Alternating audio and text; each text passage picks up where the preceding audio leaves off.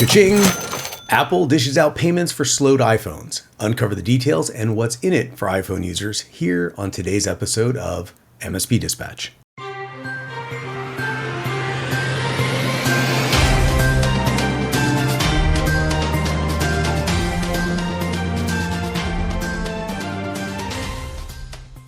In today's story, Apple starts paying $92 to users for slowed iPhones from Gizmodo.com.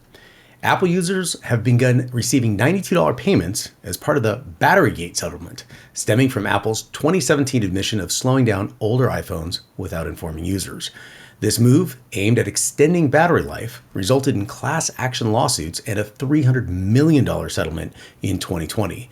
Notably, the owners of iPhone 6, 6 Plus, 6S, 6S Plus, 7, 7 Plus, or SE are eligible for the settlement. Apple maintains no wrongdoing, stating they never intended to degrade the user experience. Despite the significant payout, it represents a small fraction of Apple's 2023 revenue, which stood at $383 billion US. Tom, this is... I'm struggling here. I'm just going to open this up to you, but I feel like there is at some point the abdication of let's just give up power and just cut our losses and pay out the measly $300 million just to shut people up. But at the same time, it's moving in the right direction. What are your thoughts on this? It's a lesson in being transparent with your users. If you would have been honest up front with the new version of the software has fancier menus. Sorry, person with several-year-old phone, those fancy menus will stutter. So we are going to not do them the same way.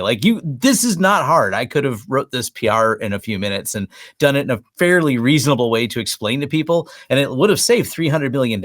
I would have done it for less.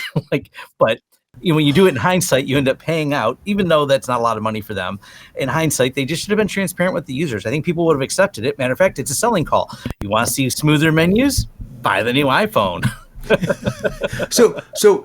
When do we start? You are very well initiated in the ubiquity landscape and lifestyle. Yeah.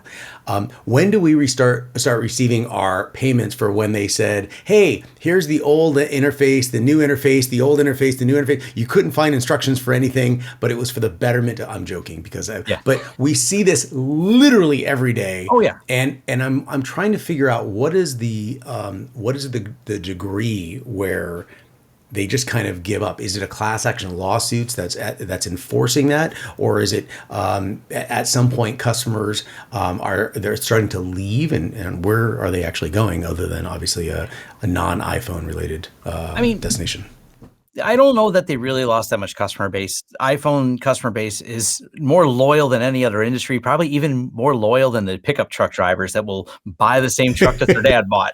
But I think they just should have took a more open approach on this because it's commonly accepted. Like I've had customers complain on a common business application, let's say QuickBooks. Why do I got to buy a faster computer? I don't know. The new version of QuickBooks got bigger. Every year it gets bigger. It gets slower. I'm sorry that you need 64 gigs of RAM to run QuickBooks here in 2024, but it's just an accepted thing that as software gets bigger, bloated, take your pick on what they put inside of it, whether it was valuable or not, but it's commonplace for people to have to upgrade equipment to keep up with it. And if I think they would have said that from the beginning, it would have been a much easier path and a much more understanding user base, and then the lawyers wouldn't have had nothing to do. So they paid out $300 million for the settlement. They had $383 billion for their 2023 revenue. Does that make everything disposable? Is everything ephemeral?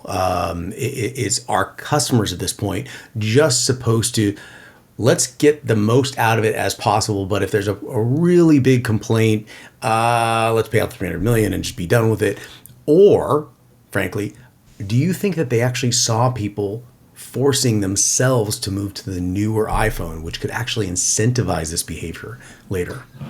Yeah, I I think maybe it forced people into using the iPhone just because of the appearance of it being slow. But I think it would have been easier to do the upsell opportunity to be like, hey, here's how you can make it faster, is buy the new one. But obviously that perception, and this is a lot of times why people buy a new iPhone, is not because they need it. Maybe the new camera is a good thing.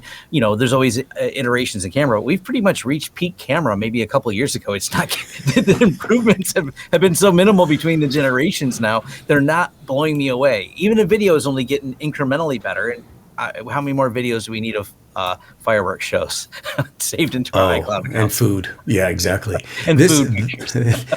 This was a great story. And for everyone out there listening, thank you so much for tuning in. If you found this story eye-opening, entertaining, catch MSP Dispatch every Tuesday and Friday at 10 a.m. Eastern Standard Time for more in-depth news coverage. Share your thoughts below and remember to hit subscribe. See you all next time.